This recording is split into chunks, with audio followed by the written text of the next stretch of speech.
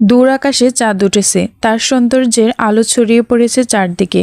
বারান্দার এক প্রান্তে দাঁড়িয়ে আছেন পূর্ণ, ওনার থেকে খানিকটা দূরত্ব রেখে অপর পাশে দাঁড়িয়ে আছি আমি।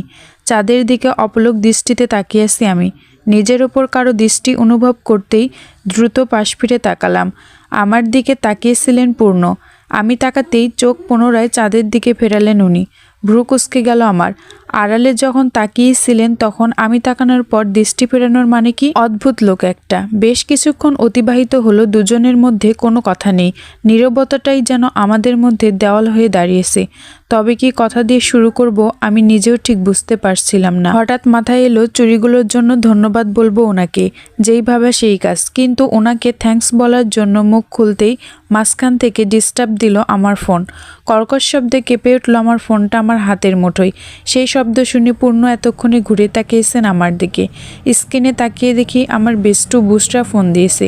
ওর নাম দেখে কোনো মতে বারান্দা থেকে বেরিয়ে এলাম আমি, কারণ পূর্ণর সামনে ওর সাথে কথা বলা যাবে না।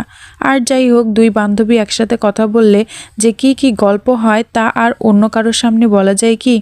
রুমের বাইরে গিয়ে কথা বলতে এসেছি বুসরার সাথে। ফোন ধরতেই শোনা গেল ওর উত্তেজিত কণ্ঠ। হ্যালো তোর শয়তান মাইয়া, বিয়ে করে তো ভুলেই গেছিস আমাকে। তোর মতো শেওড়া গাছের পেতনিকে কি আর ভোলা যায় বল? মাঝরাতে তো তোকে স্বপ্নে দেখে আমারই ঘুম ভেঙে যায়। ধুর, ফাজলামি করিস না, সব কিছুই ফাজলামি তোর। রাগ এখন সব। এই সন্ধ্যাবেলা হঠাৎ কেন তোরে ফোন দিছিস সেটা শুনবি না? ও হ্যাঁ, তাই তো। এটাই আগে বল। জানিস ওনার সাথে কথা বলতে ধরছিলাম, ঠিক ওই টাইমেই কল দিছিস তুই, আর টাইমিং পাইলি না ভাই। ওহো, এখন দেখি এসবও চলে। পুরো বৌদ্ধের মতো ডায়লগ দেওয়া শুরু করেছিস। যাই হোক, সরি দোস্ত, না জেনে শুনে তোকে আবার ফোন দিয়ে ফেলেছি। তবে যেই কথাটা এখন বলবো ওটা শুনে তোরও মাথা ঘুরবে নিশ্চিত। কি হয়েছে তাড়াতাড়ি বল, তোর কথা শুনে আমার টেনশন শুরু হয়ে গেছে। যাক, এবার আসলি লাইনে। যেটা বলছিলাম সেটা হলো আমাদের এইচএসসি রেজাল্ট দিবে নাকি খুব তাড়াতাড়ি। শুনেই তো আমার ভয় লাগছে দোস্ত। আব্বু তো বলে দিয়েছে রেজাল্ট খারাপ হলে আমাকে রিক্সাওয়ালার সাথে বিয়ে দেবে। ওর কথা শুনে এই টেনশনের মধ্যেও খুব হাসি পেল। তবুও বেস্টু বলে কথা, সান্ত্বনা তো দিতেই হবে। তাই ওকে বললাম, আচ্ছা চিন্তা করিস না, আমাদের রেজাল্ট ভালোই হবে ইনশাল্লাহ। তবে এই দিক দিয়ে আমি বেঁচে গেছি দোস্ত। মানে, রেজাল্টের আগে কিভাবে বেঁচে গেলি? আরে গাধি, ভুলে গেছিস আমার বিয়ে হয়ে গেছে।